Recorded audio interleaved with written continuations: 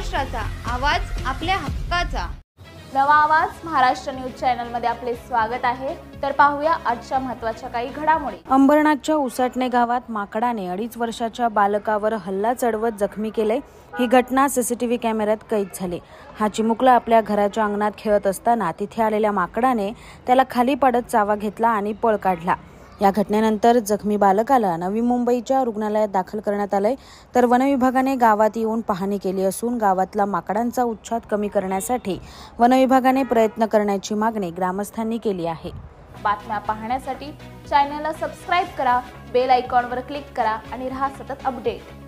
तुमच्या परिसरातील काही घडामोडी किंवा समस्या असतील तर आमच्या वृत्तवाहिनीला संपर्क करा आणि तसेच सतत अपडेट राहण्यासाठी आमच्या वृत्तवाहिनीला सबस्क्राइब करा आणि बेल आयकॉन दाबायला विसरू नका।